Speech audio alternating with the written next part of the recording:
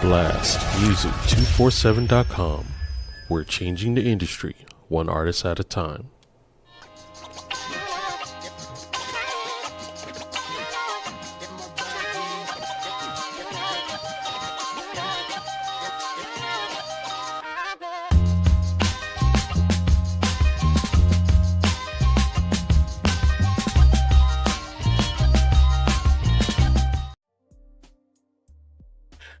Okay, well, hello everyone once again. The Veep is back, and back with Implosion. I know it's been a long time. Sabbatical, maybe. But nevertheless, I am back, and most of all, I'm excited about being back. I'm looking forward to sharing with you with amazing people, artists, VIPs, you name it. But most of all, someone that's willing to share and tell you how whatever challenges in life there are, you can do it. And it has to be a choice starting with you. All right. Now, the guest that I have, I like to call him a friend. He is an amazing guy. Me and Dimples met him. Well, we heard his music in 2022. And ever since then, we've been fans to this day. And he's actually here to share many things, including his sophomore album. So, ladies and gentlemen, let me introduce to you Daniel McGuinness. Hello. Hey, my friend. How's it going today? It's going very well. Yeah, we were chatting before the show about the last time that we spoke properly, and yeah, it was a while ago now, so this is long overdue. Yes, indeed. And I'm glad that you actually took the time to come chat with me. So, first and foremost, I know nothing about the UK. How's the weather over there? It's starting to turn now. We had about 2 weeks of hot weather, and it's getting colder now. Mm-hmm. It's noticeable. Mm-hmm. So fall's starting to come, I guess. Big time. Which gotcha. I quite like it. I think the older I get, the more I like it. My birthday's in the summer, so I was always massively excited about the summer. But nowadays, I don't know. When it gets a bit cooler, it's quite nice. And it's I agree with you. with you. I'm over here in Florida of the United States, so I deal with heat often. So when it cools down, I appreciate it. Yeah, I bet. I mean, I imagine that the heat that we get here is nothing compared to what you're used to. So I feel bad about complaining about it. Don't worry about that at all. We're not comparing at all. So let me ask you this. Your sophomore album, what's the name of your sophomore album? It's called The Road to Nowhere EP. And similar to my first EP, it was when I was writing the songs for it, it was untitled. And then I wrote this song, Road to Nowhere, and then it kind of made sense that that was what the project was going to be built around, because it was a really concise expression of what I wanted the record to sound like, and it made sense for me to base the rest of it around that. Okay. So when it comes to naming the record, I thought that name made sense, and it sort of formed the basis for the whole project and what I wanted it to become. It was a good expression of where I was at that time when I was writing the songs and recording them, so it made sense to do that. So please tell me, because A Road to Nowhere doesn't really sound like a very positive title. What kind of challenges, if you can share, were you going through at that time? I mean, it wasn't even massively autobiographical. In fact, we were speaking earlier before the show about one of my old songs, When the Lights Go Down. The song Road to Nowhere kind of started as an unofficial sequel to that song, because that was about my grandparents and the struggles that they had, and then this song kind of fell from the sky, and a lot of it was about, after my granddad passed away, it was about the life that my nan had to rebuild, and it was about sort of, in my head at least, it was sort of the decision process that she was having to go through of turning away from grief and self-destruction, and actually turning away from the metaphorical road to nowhere. Wow. yeah, it's funny. I didn't sit down to write a song about that, but kind of it just fell from the sky basically, as many of the songs that I write do. Um, Mm-hmm.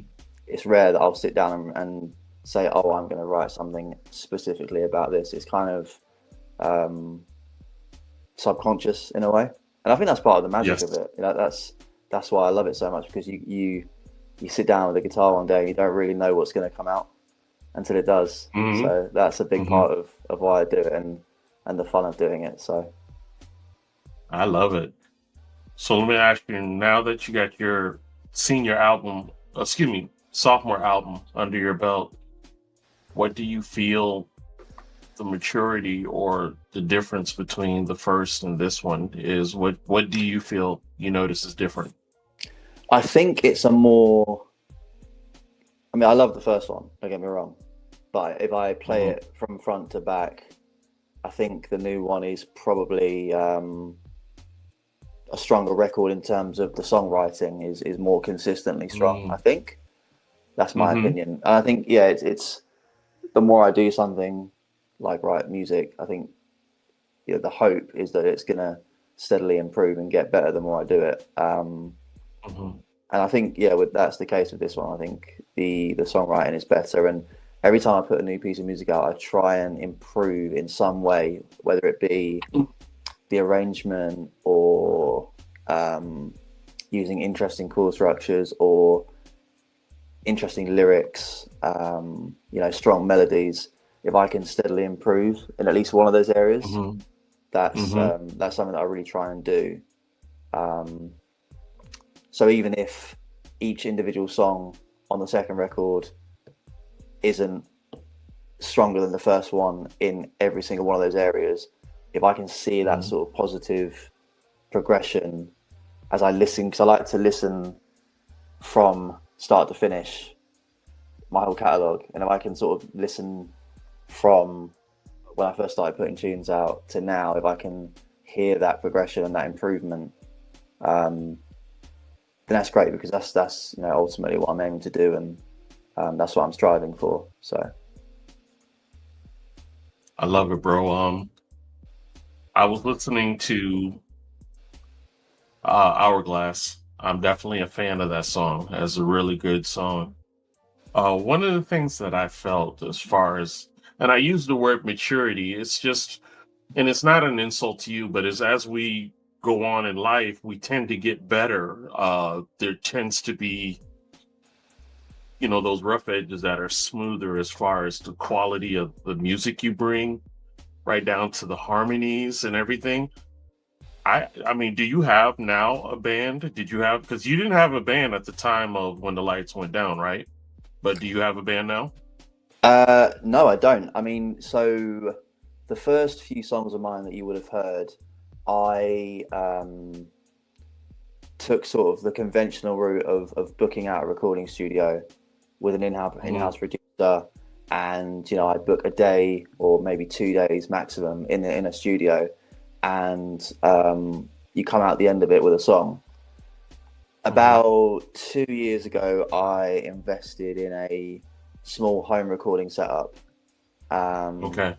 and I connected with a producer who works remotely. Um, Okay. and I found that we worked really well together. So these Awesome. these two EPs, the Hourglass EP and the Road to Nowhere EP, were both I worked alongside with him for both of those records. And typically, the way it would work is, of course, I would write the songs, and then I would record the vocals, guitars, even piano at home myself. Mm. And that gave me a massive freedom, because you're not watching the clock thinking, oh, I've only got 3 hours left in the studio I'm before going over. we Yeah. have to we have to wrap up and go home for the day. It was, if I have a free Hmm. weekend, I can spend an entire weekend if I want to on this track, and even the vocal harmonies in the chorus. And there was Right. no definitive time limit that I was having to work towards. So that kind of gave me a lot of freedom to experiment with different arrangements, um, Mm. yeah, and to try and just come to the producer with basically already like a full production, more or less, and then it's kind of working with him to put the finishing touches, and then to get it to that sort of radio ready sound that I hope is on the finished songs. So yeah, it was a different approach, but it's one that I think suits me more because it allows me that time, and I'm a bit of a stickler for my vocals. Like if they don't sound 100% right to me, I'm that's something that can annoy me slightly, especially if I listen back to some of my first couple of releases. I just think, oh, I wish I'd taken the time to just get that one part, you know, down properly. But the way I do it now is I can really sort of relax and take my time with it, which I think leads to songs at the end of it that are more reflective of where I am as a musician right now. So you don't feel you're a bit of a perfectionist, are you? The thing is, I think you have to know when good enough is good enough, because you know, right, ultimately if you're striving for perfection, you'll never get there, and then you'll never release anything. So I think right, again, it's the more you do it, I think I'm getting better now at knowing when it's basically, you know, 95% of the way there, and you know, I could spend another 2 days on this one tiny thing that the average person listening to this song is never going to pick up on. Right. As long as I'm happy with it. It's tricky. You have to kind of make that judgment call. And it's about knowing when something is worth spending that extra time on, and when it isn't, because, you know, we've all got limited time in the day. So it's kind of getting that balance. It's getting that balance. There's truly a thin line between perfectionism and excellence. So yeah, I understand. Yeah, exactly. So what I wanted to do is I wanted to take this time to go ahead and share with the audience Hourglass, which is definitely one of my favorite songs. And this is off the new EP, correct? Album? Well, so I gave you this song first because this is from the first EP, and this is the title track of the first EP. So the first EP is called the Hourglass EP, and this is the title track from that. So I wanted to showcase one of the songs from that record, and it made sense to me that it should be the title track. So fair enough. All right, guys, this is Hourglass with my man Daniel McGuinness. Let's check it out. Time's a one-way road. We don't choose which way we get to go. This mirror tells me that I'm getting old. Spent too much time just doing what I'm told.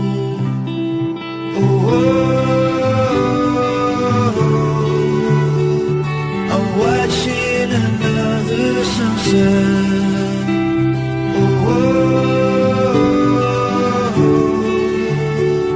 But the hourglass ain't empty just yet.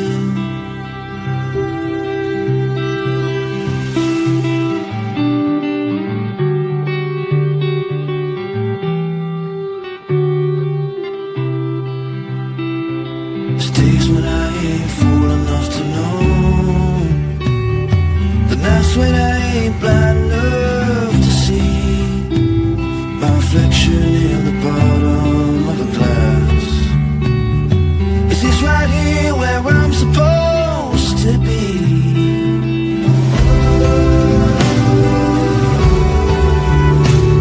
I'm watching another sunset.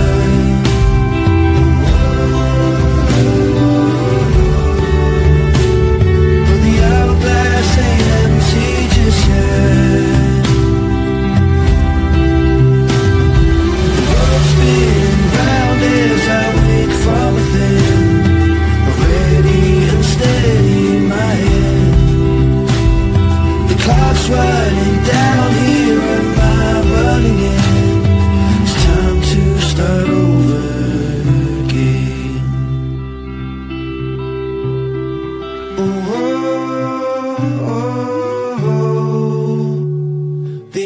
has gone and left me for dead. Whoa, but the hourglass just turned on its head.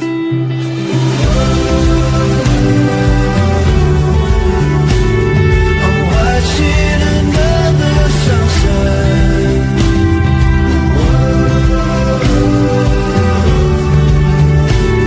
But the hourglass ain't empty just yet.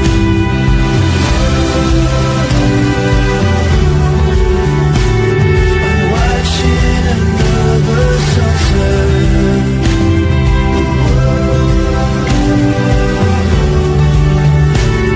But the hourglass ain't empty just yet. Time's a one-way road. We don't choose which way we get to go.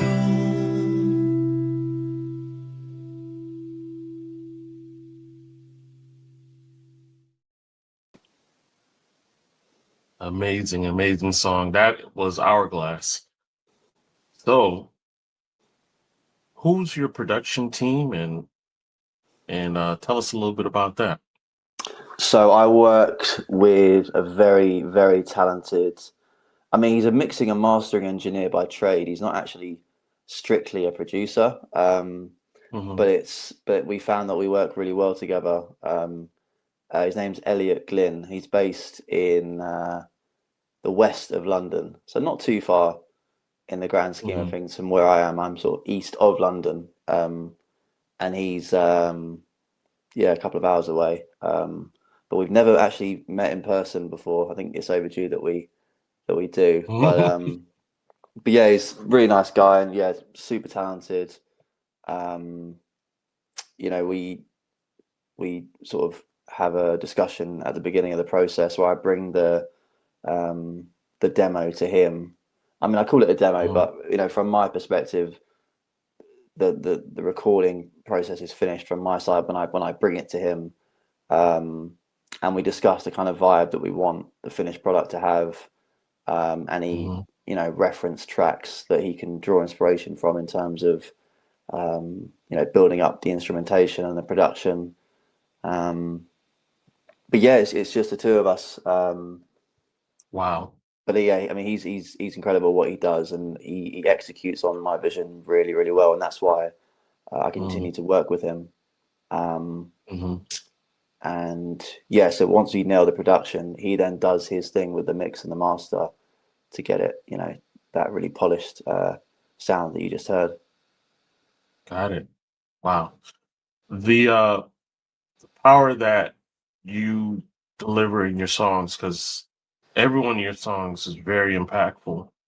What is it that you kind of go through, or what place is it that you go to that makes you bring these kind of songs? What do you, if you were to bottle it? Yeah, I mean, with that one, it came. I find that most of my songs that I consider to be my better songs come quite quickly, and I think it's kind of, I guess you draw from all your lived experience and your subconscious, and that one again, it made sense to name the record after that song because I really felt like it was the story of my musical journey up to that point, because I was in my late 20s when I recorded that song, and up until then, I spent most of my 20s not really playing music all that much, to be honest, just sort of sitting in my room, strumming a guitar. I didn't, you know, write much music. I didn't go out and perform hardly ever. And then, you know, COVID hit and we were stuck inside for the best part of 2 years. And it was around that time where I wrote that song. And yeah, it was kind of just me talking about my musical journey up to that point where, okay, you haven't achieved what you want, but, you know, there's plenty of time left on the clock, and, you know, there's no time like the present to get out there and start, you know, doing what you love to do. And for me, it was music, and it still is. So Nice. yeah, that's kind of the story of that song. Yeah, as I say, it made sense to build the first record around that tune because that was the prevailing feeling that I had at that time, and it formed a lot of my songwriting. But yeah, that's one of my favorite songs of mine because it's quite a personal one, and it it turned out quite well, and I'm quite proud of it. So you would say your development took place during COVID? A lot of your songwriting? I dabbled a little bit here and there before that, but it was a really unique situation, wasn't it? We were stuck inside for 2 years with not much else to do, and I think your mind is under a certain amount of stress and a certain type of stress that it's really a unique situation, and it just forced me to evaluate, what do I enjoy in life, what makes me happy, and I thought when I get to the end of my days, I don't want to look back and wish that I'd spent more time doing the things that made me happy, and music was near enough the top of that list. So I kind of said to myself in that time, I was like, okay, when things start to reopen, I'm just going to get out there and just take my guitar and just go and play in pubs and play open mic nights. And there was where I lived at the time, there was a recording studio not too far away, and I'd always hummed and hawed about I should probably book a few hours down there and just do record a cover song or something. And yeah, when things started opening up again, I just took the ball and ran, basically, and I haven't really stopped since. If it wasn't for COVID, Blast wouldn't have been built. Myself Really? and the president of the company, 2019, he said, "Hey, I got this idea," and we fleshed it all out during that time because we had time, and it took us about 1.5 years to get the website done. And even with the website being done, there is no "it's finished." You had to keep going, and there's a lot that has transpired since then, but we'll talk more about that later. So, but to a lot of people, I do understand that COVID was not a good thing. In our case, it was truly a blessing in disguise, and because of COVID and creating Blast, that's how I was able to meet Daniel and many other amazing artists all around the globe. And I am in a wonderful place to get to meet you guys and get to learn about you and stuff like that. So I'm blessed by it. And I understand there was a lot of negative things that happened. So, but on to your journey with music. Is it better for you, especially now being an independent artist, to just be you and to not have a band? Does that work better for you in your music writing and everything? It's a constant conversation I have with myself because being just a solo artist, there's unlimited flexibility. You don't have to check anyone else's schedule to rehearse, or I've done the odd co-writing session, but the lion's share of it is me writing songs on my own, and you can sort of manage it independently, and that is what I love about being an independent artist and not being tied to a label. I appreciate that labels have a lot to offer, but I love the independent aspect of it and the autonomy that comes with that. I've toyed with the idea of doing the odd full band show, which would be me paying musicians to learn my songs, and we perform them on a set date at a set venue, as opposed to actually starting a band, which is more, I guess, democratic, and that certainly has its positives as well as its drawbacks. I don't foresee myself joining a band just because life is just hectic enough. If I was a bit younger, maybe with fewer commitments, it might be possible. And to be honest, I do wish it was something that I did you know, in my teens and early 20s. But for where I'm at right now, I think doing the solo thing works really well for me. But that's not to say that I'm not gonna do a band show or you know, something of that ilk in the future. That's something I would love to do at some point. I just think the conditions have to be right for that. But I don't think it would be something that would be an ongoing arrangement. It'd be probably just a feature or something like that. Yeah, I think so. Yeah. But that's just me. I mean, you know, different people have different aspirations and different things work for different people. So yeah, for the other independent artists that are probably listening to this, I would say you have to do what works for you. Very much so. Yeah. Yeah. Okay. I am going to go ahead and play your next song. I'll go ahead and do that. Let's see here. Leaving London. Now, we'll ask what all this means afterwards, but let's go ahead and check out Daniel's song. This is Leaving London right here.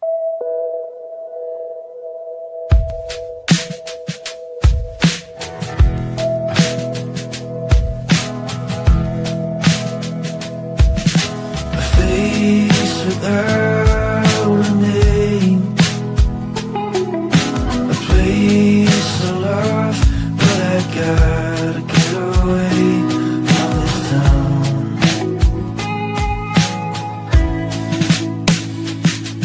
I'm leaving London on a plane to nowhere I'm a lands away. I'm coming home again. My friends all look at me the same. They wonder where my mind has gone. They try to make me stay. I'm leaving London on a plane.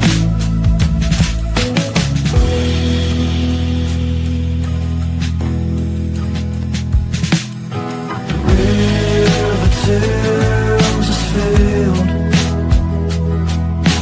Keep the winds in my back, in my sails.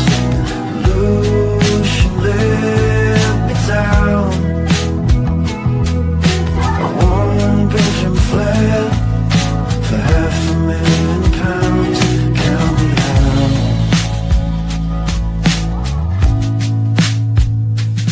Cause I'm leaving London on a plane.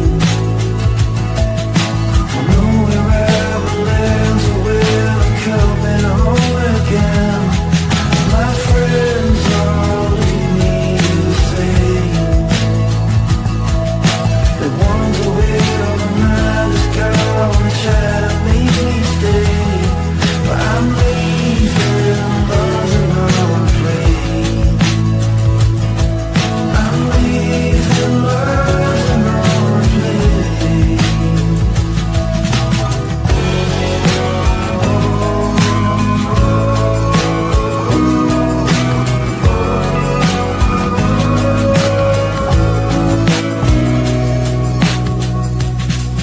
I'm leaving London on a plane.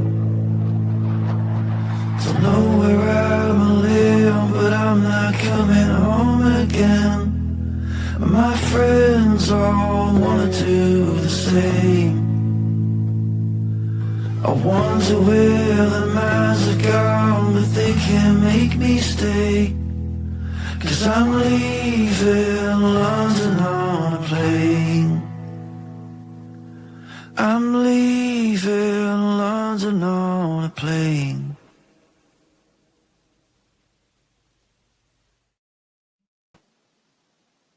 Yes, indeed.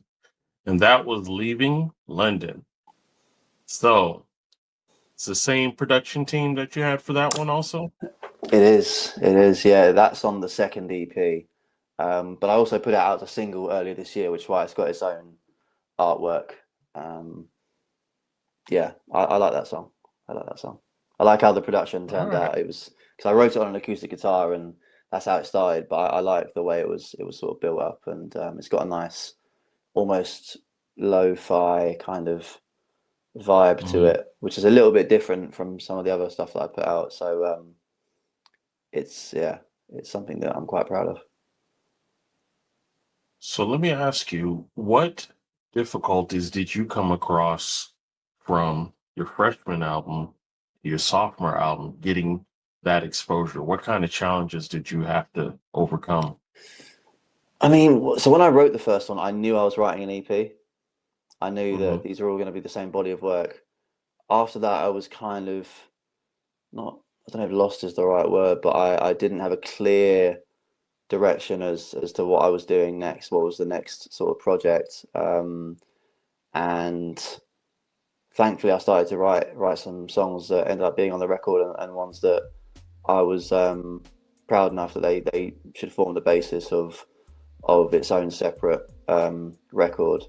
But Hmm. yeah, at the time it was a bit tricky because I was kind of meandering a little bit without a clear sort of sense of direction. But you just have to keep doing what you're doing, and have faith that you're going to come out the other side of it, and you have to believe.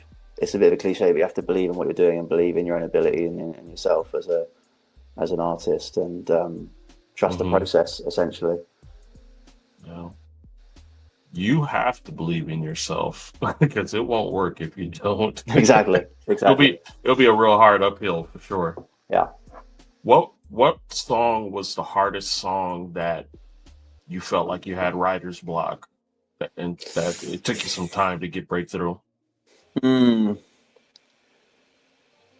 There's a song on the record called "The Way That I See You," and it's it's basically me telling myself to just you know cut myself some slack, go a bit easier on myself, and treat me Mm, the way that I treat other people, because I feel like I was my own harshest critic a lot of the time, to do, mm, in music, in all areas of life. And I think a lot of people are like that, and I think it's a mhm, nice timely reminder to just say, go easy on yourself, and imagine if you and your circumstances were that of a loved one or a friend, and what advice would you give them, and how would you speak to them. um you'd probably be a lot kinder to that person than you would to yourself. So that was kind of what that song was about, but it great. took a while to I had the basic idea of the song and the premise, but it took a while for it to all sort of come together. And it's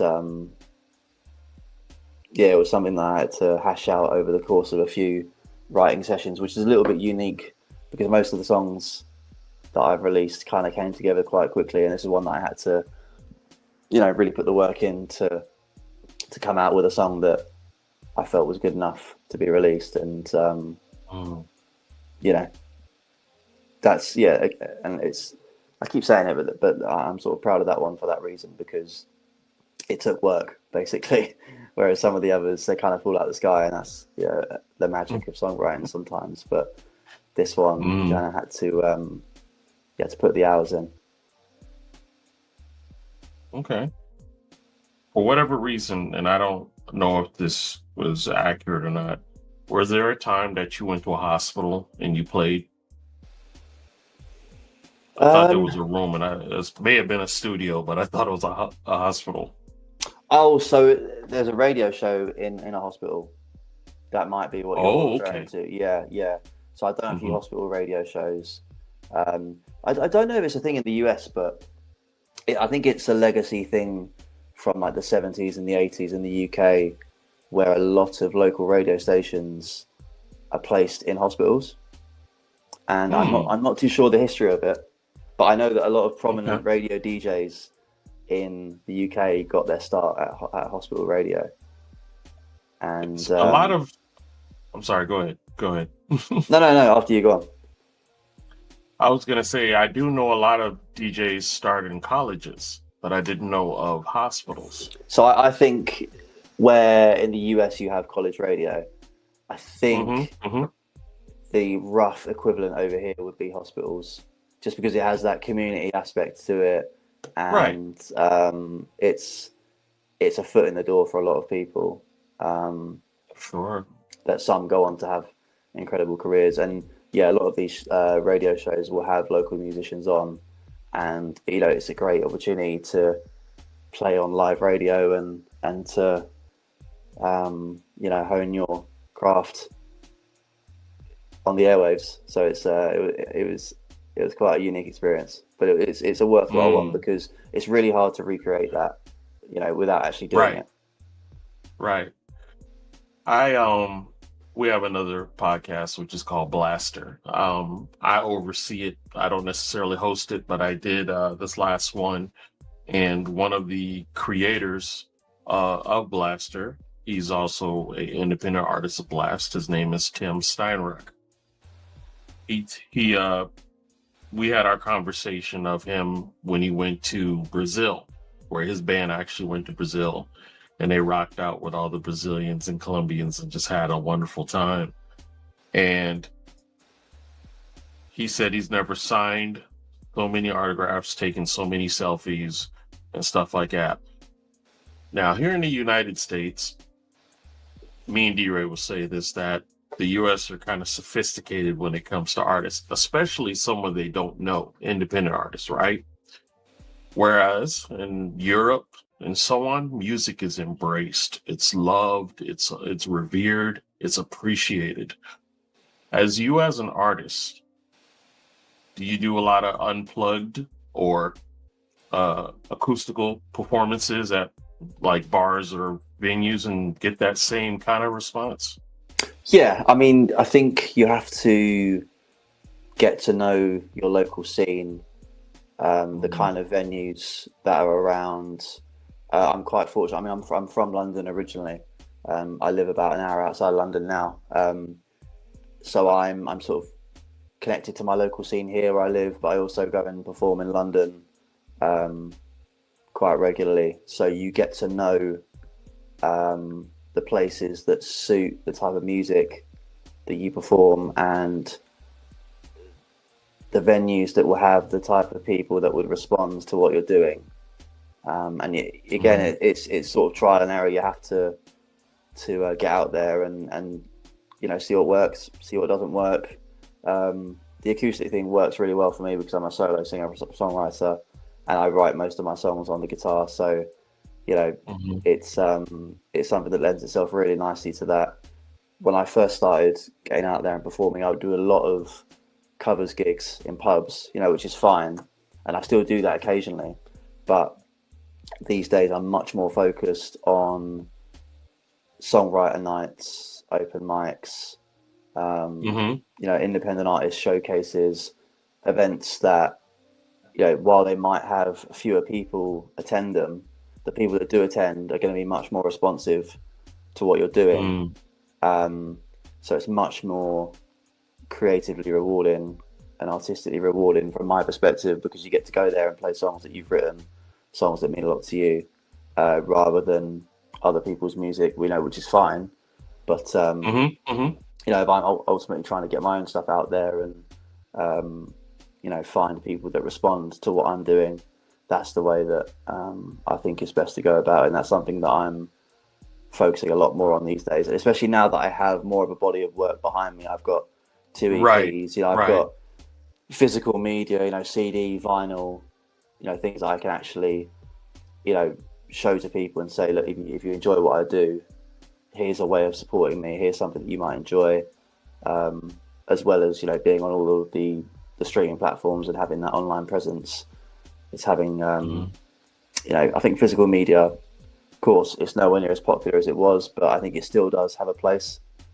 And for an independent artist, it's important that you have a way for people to support you if they really like what you do, and if they want to support you, they can do that. So that's kind of what I've been up to for the last couple of years in terms of my performance, strategy, and what I've been sort of focusing my efforts on. I love it, and we have a term a slang term which is called that's a flex, which basically means it's almost like you're flexing your muscles or popping your collar, that I don't need to do cover songs. I got my own album. But that's not a negative thing. That's actually a positive, because to me, if you're a great artist, if you have the ability to perform, instrument or whatever, and entertain people that way, and it's your original music, that gets rid of all the red tape of copyrights and all that foolishness when it's your stuff. So, kudos to you, my friend. That is a great thing. So I'm happy to hear that. Let me ask you this: as an artist, what is your biggest compliment that you could get from an audience fan? It would probably be on the songwriting side. I think on the performance side, my biggest, because I'm not a very good guitarist, really. It's more just a means to an end. I think my biggest asset from a performance perspective is my voice. I'm a much better singer than I am a guitarist. But I think if I played a show and someone come up to me and said, that song, that particular song, or that particular line, really spoke to me, or that really reminded me of someone, or a time in my life, it's hard to top that. So Right. yeah, because ultimately I see myself as a songwriter, so that is the biggest compliment. I think it would be on the songwriting side of things. No, I get it.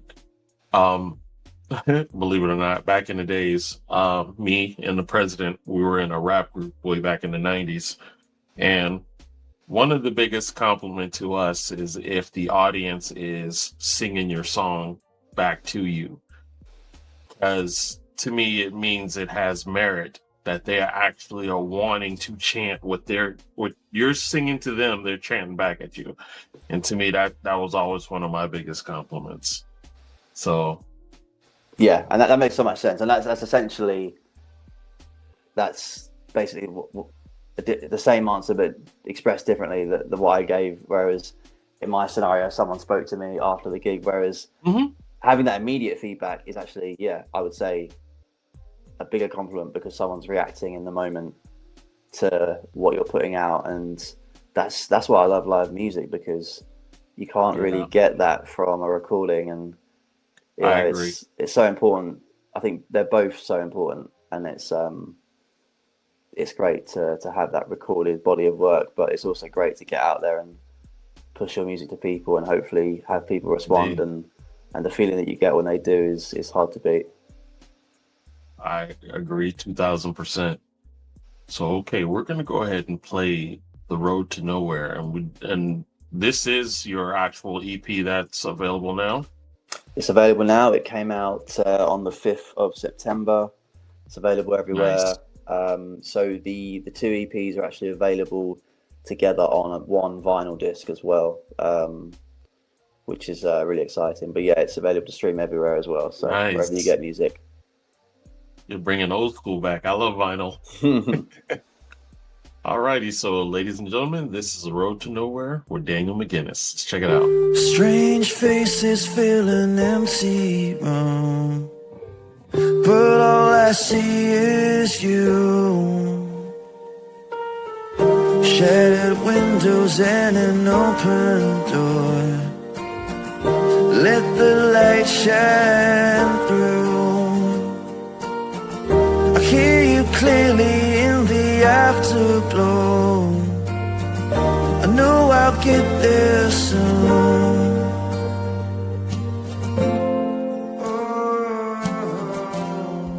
And I see you out now, the road to nowhere, looking for answers in the pain, feeling depleted, but never defeated, knowing that nothing's quite the same.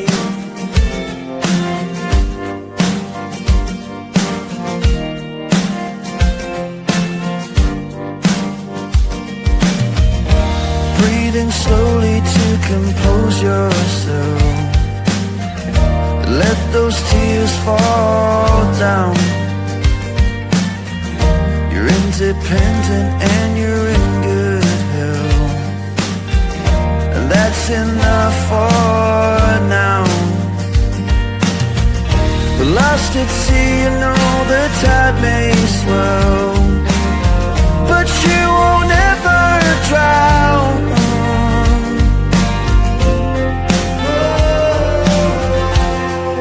And I see you out there, the road to nowhere, looking for answers in the pain, feeling depleted, but never defeated, knowing that nothing's quite the same. Nothing's quite the same. I hear you call, but your voice it seems so strange. So whisper my name.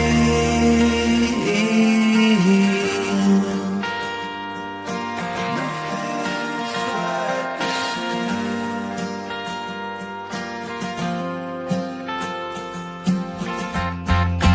I see you out there, the road to nowhere, looking for answers in the pain, feeling depleted, but never defeated, even though nothing's quite the same. Nothing's quite the same.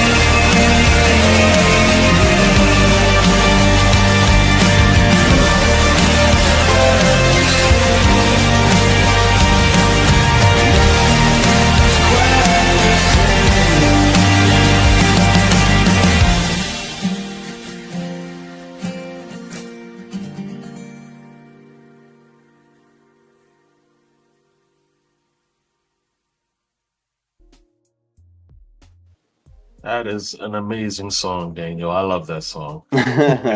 Thank you. Same production team as well? It is, yeah. Me and Elliot Glynn.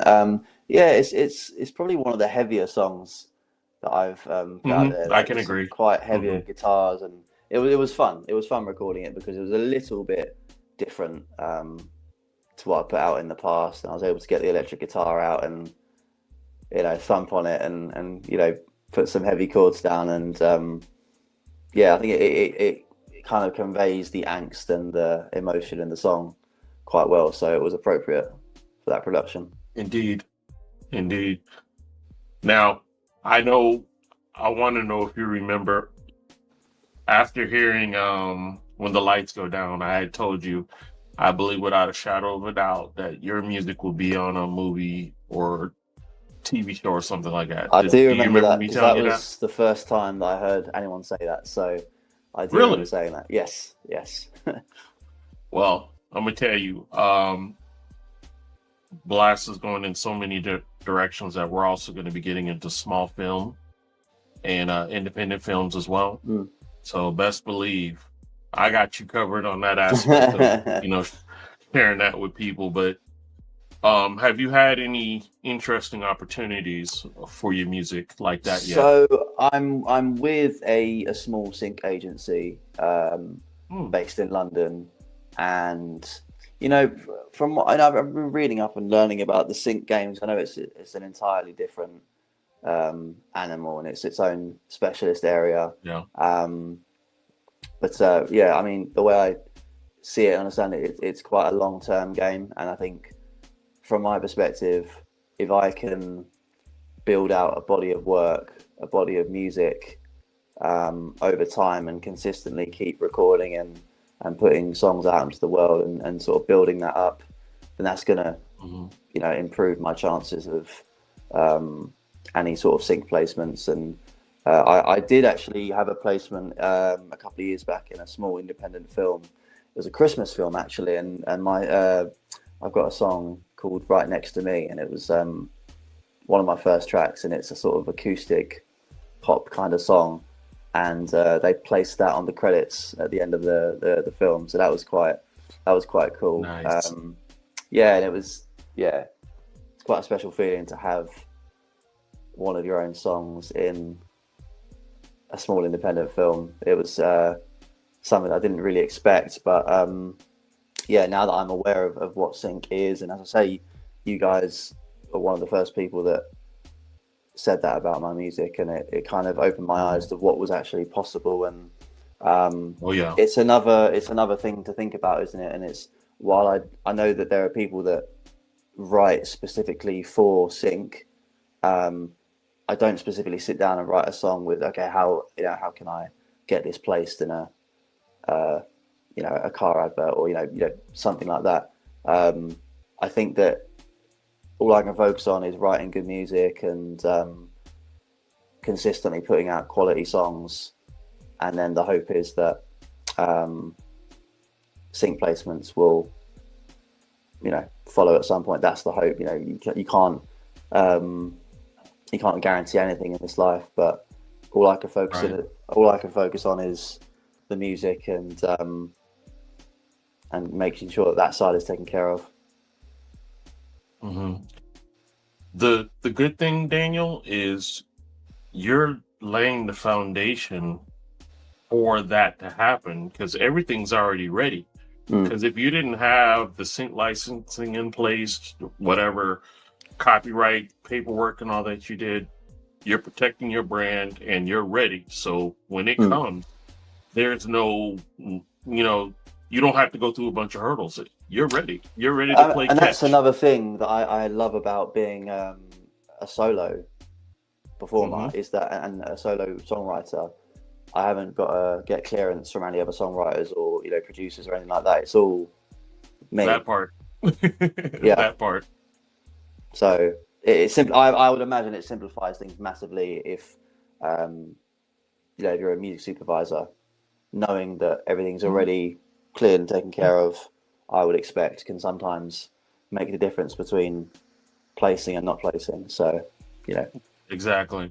And you don't have to ask anybody. When you're ready to go, you just go.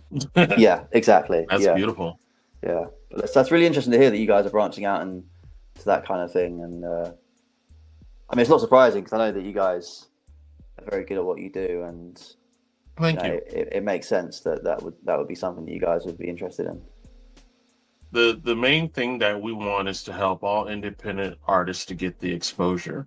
And I do agree with you. In the beginning, movies was not in our thought pattern.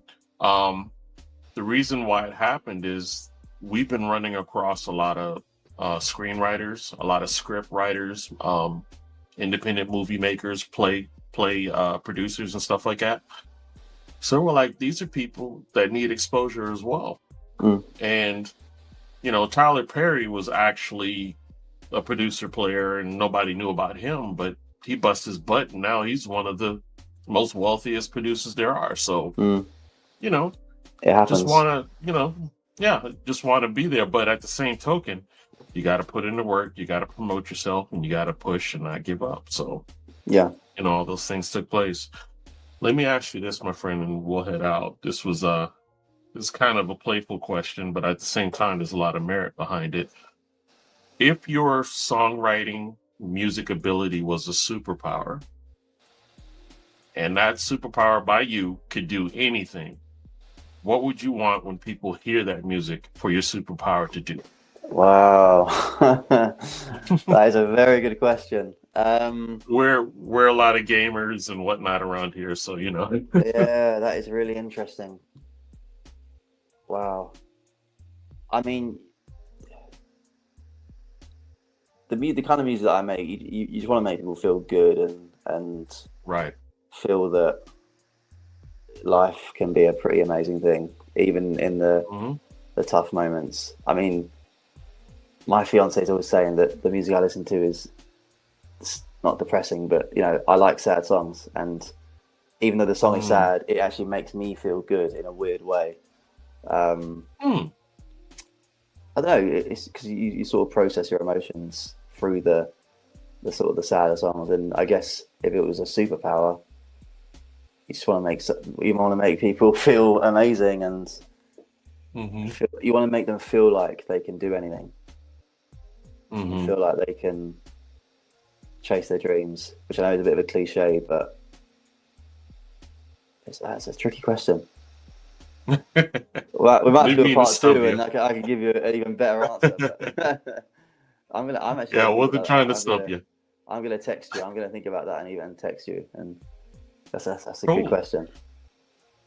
Well, we have a saying around here at Blast: you come in as a guest, you leave as family, and this is actually your second time, so you've been family. So it's just basically coming to just chat with us and just it's a lot of fun. It's overdue as well, and yeah, I really appreciate all the work that you guys have done, and with the show and supporting my music, and you're always checking in on me and what I've been up to, and yeah, I'm really grateful, especially because we're separated by a great big ocean, so it's not like we're even that close geographically, but I feel the love, and I look forward to speaking with you guys again soon. It's and definitely we can catch up again, and it's always fun to chat, and I love it. So yeah, thank you for having me on again. Anytime. We're here however we can to propel anything that you need, especially on a social media basis. We got that. And ladies and gentlemen, this is his website, and I'm gonna put up the QR code for those that can see it. If you go ahead and scan the QR code, it'll get you to Daniel F. McGuinness, and that's McGuinness.com. And that's where they can buy your album. It's all on there. Yeah, so all of my physical music is on there, the CDs, the vinyl.